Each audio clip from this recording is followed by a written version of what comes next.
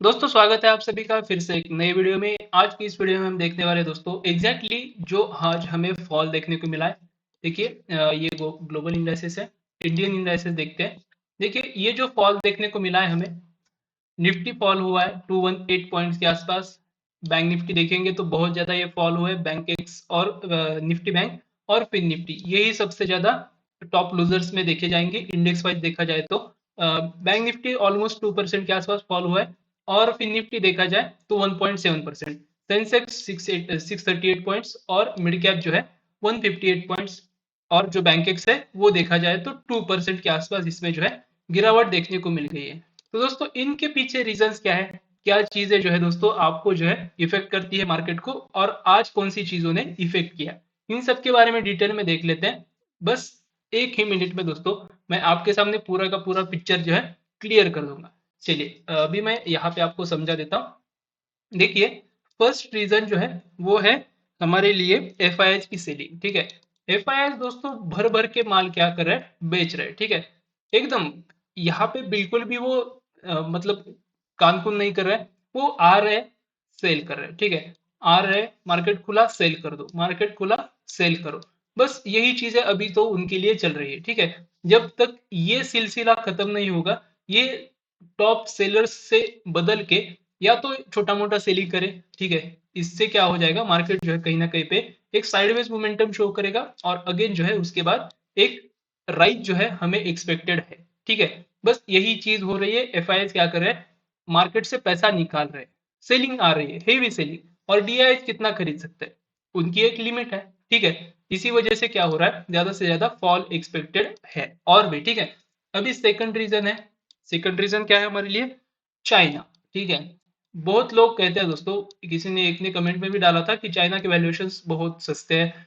ऐसा नहीं है। ठीक है, चाइना के वैल्यूएशन सस्ते हैं, बात सही है, लेकिन आधी सही है। चाइना की वैल्यूएशंस कम है। ठीक है, लो वैल्यूएशंस पे ट्रेड जरूर कर रहा है, लेकिन आप एक ही पहलू देख रहे हो सिक्के का। दूसरा पहलू क्या है, इंडियन मार्केट्स जो है, ठीक है, इंडियन मार्केट्स जो है वो क्या है, हाई है। वैल्यूएशन वाइज देखा जाए तो हाई वैल्यूएशन के साथ ट्रेड कर रहे हैं। दैट्स वाई मार्केट में क्या हो रहा है, एक सेल ऑफ आ रहा है। ये भी तो चीज है ना। अगर इंडियन मार्केट्स भी चाइना की तरह सस्ते होते तो वहां पे क्यों जाते हैं फैज, समझ रहे हो। बस इतना सा मैटर है।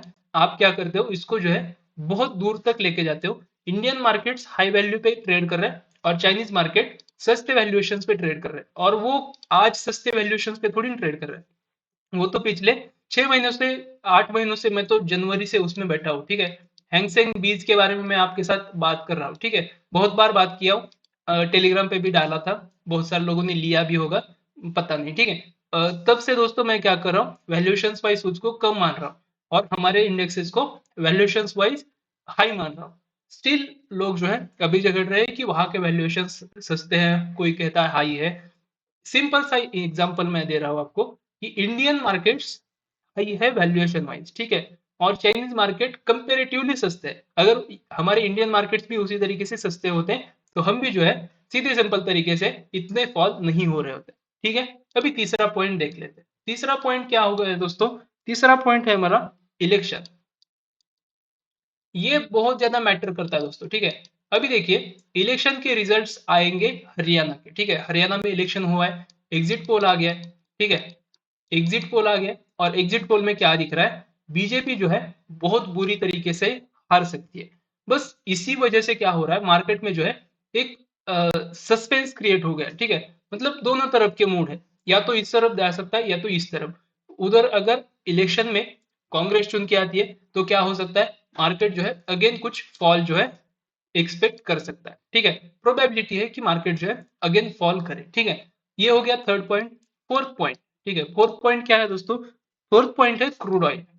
ठीक है, मैंने आपको 4 बजे के आसपास जो वीडियो बनाया था वहां पे मैंने आपको बताया था कि एग्जैक्टली जो है क्रूड ऑयल किस तरीके से काम करता है।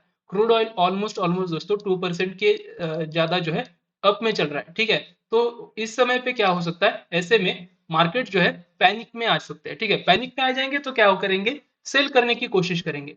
अपना पैसा खुला करो और आराम से बैठो, जब भी अपॉर्चुनिटी दिखेगी उस जगह के आसपास बाय करो। ठीक है, बस पैनिक हो रहा है, पैनिक की वजह से मार्केट में सेल ऑफ आ रहा है। अभी लास्ट दोस्तों जो वैलिड रीजन है वो ये है कि ईरान और इजराइल का वॉर, ठीक है, आई वर्सेस आई, ठीक है, ये दोस्तों बहुत ही क्रिटिकल सिचुएशन में है। अभी तो कुछ न्यूज नहीं आई है कि बमबारी हुई है, लेकिन दोस्तों यहां से संभल नहीं रहा है मार्केट, ठीक है।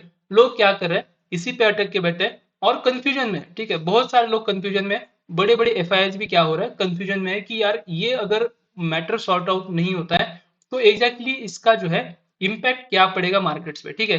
वैल्यूएशंस चाइनीज में सस्ते हैं, इसीलिए क्या कर रहे हैं वहां पे लोग अच्छी तरीके से पैसे इन्वेस्ट कर रहे हैं, ठीक है। यहाँ पे इन्वेस्ट करना है और यहाँ पे ट्रेड करना है, यही बस अभी चल रहा है, ठीक है। चलिए अभी दोस्तों बाकी के रिजल्ट्स देखते हैं, जैसे कि कल मार्केट कहाँ पे ओपन हो सकता है या फिर क्या हो सकता है कल की स्ट्रेटेजी, ठीक है। ग्लोबल इंडाइसेस यहाँ पे देखोगे तो ऑलमोस्ट ऑलमोस्ट आपको दिख रहे होंगे। गिफ्ट निफ्टी जो है हमारा, जिसको हम एसजीएक्स निफ्टी के नाम से भी पहले जानते थे, वो अभी चल रहा है 23 पॉइंट्स अप। डाउ के फ्यूचर देखोगे तो 138 पॉइंट के आसपास जो है डाउन में है। डाउ डाउन है आज, नेस्डैक भी डाउन है 0.5% के आसपास। डाउ जो अगर देखोगे, डाउ जोन्स जो कि ये रियल प्राइस है इस इंडेक्स का, 130 पॉइंट्स के आसपास जो है डाउन दिख रहा है, लगभग लगभग दोनों के दोनों सेम चल रहा है। एस&पी देखोगे 14 पॉइंट्स के आसपास डाउन है।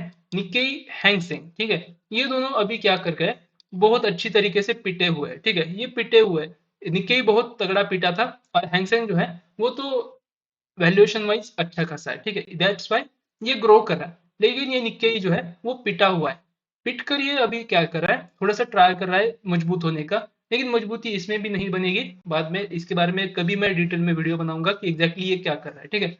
उसके बाद डैक्स देखेंगे, रेड है, ये जो है एकदम, एफटीएसी जो है वो भी क्या कर रहा है, एकदम नॉर्मल सी तेजी के साथ काम कर रहा है, लेकिन ये टिकेगा नहीं, ठीक है। सीएसई तेजी है 0.5% के आसपास की, लेकिन इसका कुछ हमारे ऊपर इम्पैक्ट नहीं पड़ता है। अभी देखते हैं जो एफ आई डी है उनकी क्या एक्टिविटीज है।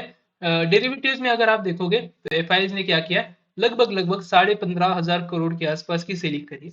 दोस्तों ये बहुत बड़ा आंकड़ा हो जाता है, ठीक है। 4 तारीख को भी देखोगे तो उन्होंने क्या किया था डेरिवेटिव्स में, अगर आप ऑप्शन की बात कर रहे हो तो उन्होंने खरीदारी करी थी 44,000 करोड़ के आसपास की, और सबको दोस्तों आज बेच दिया, ठीक है। बस उसी का इम्पैक्ट जो है बहुत तगड़ा पड़ गया, ठीक है।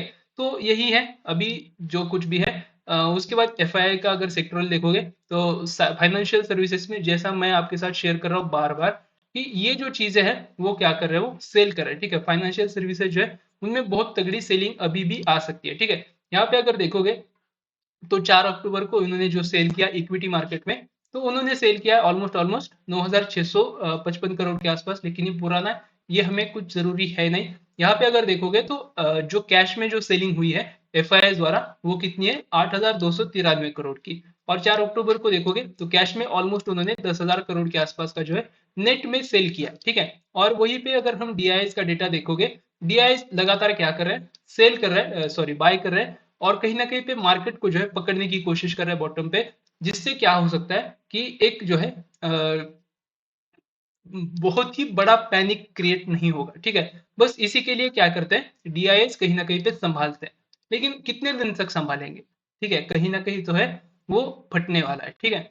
तो उसके बाद दोस्तों आ जाता है डे वाइज, अगर देखेंगे तो यहाँ पे सब कुछ दिखाई देगा आपको। डे वाइज यहाँ पे देखिए 8,293 करोड़ के आसपास जो है उन्होंने क्या किया है, जस्ट मिनट, देखिए यहाँ पे डीआईज एफआईएस ने क्या किया, सेलिंग किया है। डीआईज ने कैश में खरीदारी करी है ऑलमोस्ट 13,245 करोड़ के आसपास की। इंडेक्स में एफआईएस ने सेलिंग करी है 15,000 करोड़ के आसपास की, और फ्यूचर्स में देखेंगे तो उन्होंने ऑलमोस्ट 8,000 करोड़ के आसपास सेलिंग करी है। तो ओवरऑल देखा जाए दोस्तों तो सब कुछ जो है सेल किया हुआ है। ऑप्शन के फ्यूचर्स उतने जो है उन्होंने बाय करके रखे, सॉरी स्टॉक फ्यूचर्स जो है वो बाय करके रखे, और एफआईएस ने स्टॉक ऑप्शंस जो है वो भी सेल करके रखे ऑलमोस्ट ऑलमोस्ट 2,000 करोड़ के आसपास। ये ज्यादा इतना इम्पैक्ट नहीं डालेंगे, लेकिन जो ये इंडेक्स के जो फ्यूचर्स और इंडेक्स के जो ऑप्शंस है वो बहुत ज्यादा इम्पैक्ट डालेंगे हमारे मार्केट्स पे, ठीक है। तो ये हो गया दोस्तों एफआईएस की एक्टिविटीज का। अभी देखते हैं ब्रेंट क्रूड, ठीक है, 3% के आसपास की तेजी के साथ काम कर रहा है। जब तक मैं देख रहा था अभी अभी दोस्तों, तो 2% से ऊपर की तेजी में चल रहा था। मैंने पहले भी वीडियो बनाया, तभी भी मैंने कहा था कि ये जो है और तेजी शो कर सकता है ऑलमोस्ट $84 तक की, ठीक है, $84 तक की जो है ये क्या कर सकता है, तेजी शो कर सकता है। और ब्रेंट भी इसके पीछे पीछे चलता रहेगा। ठीक है, गोल्ड देखोगे तो गोल्ड जो है माइनस में चल रहा है, सिल्वर भी माइनस में चल रहा है। इनका ज्यादा कुछ इम्पैक्ट पड़ता नहीं है इन दोनों का। ठीक है, क्योंकि ये जो है हमारे पास प्रचुर मात्रा में अवेलेबल होता है, और ऐसे कुछ दोस्तों ये जो है हम इंपोर्ट भी नहीं करते। ठीक है, लेकिन ये जो है ये दोनों चीजें हम इंपोर्ट करते हैं, और ये डेली नीड है। ठीक है, ये जो है ये लग्जरी चीजों का शौक जो रखते हैं उनके लिए गोल्ड एंड सिल्वर है। लेकिन ये क्रूड और ब्रेंट, ठीक है, ये दोनों चीजें क्या होती है, रोजमर्रा की लाइफ के लिए लगती है। दैट्स वाई इसका जो है इंपोर्ट भी हम बहुत ज्यादा तरीके से करते हैं। तो ये थी दोस्तों कुछ बेसिक चीजें जो कि मार्केट को अफेक्ट कर रही हैं। और दोस्तों मेरे ख्याल से अभी भी ये चीजें नहीं रुकेंगी, इतने में नहीं रुकेंगी। ठीक है, बाद में शायद रुक ही सकती है। कहीं ना कहीं पे एक बॉटम बनेगा, टेम्परेरी बॉटम बनेगा, उसके बाद एक हाई बनेगा, राइज आएगा, राइज को फिर से सेल करेंगे, फिर से जो है वहां से एक अच्छा खासा फॉल हमें अगेन शो करेगा। ठीक है, जो मैंने टेक्निकल्स में बताया है उस हिसाब से अगर चलोगे आप तो भी जो है आपको अच्छी खासी तेजी देखने को मिल जाएगी। ठीक है, तेजी गिरावट दोनों आप कैप्चर कर सकते हो। आई होप दोस्तों मैंने जो इन्फॉर्मेशन आपके साथ शेयर करी है वो आपको पसंद आ गई होगी। अगर ये इन्फॉर्मेशन पसंद आ गई है तो वीडियो को लाइक शेयर और सब्सक्राइब कीजिए। डिस्क्रिप्शन बॉक्स में टेलीग्राम का लिंक है, वहां से जाके उसको भी ज्वाइन कीजिए। मिलते हैं इसी तरीके की नेक्स्ट वीडियो के साथ, तब तक के लिए धन्यवाद।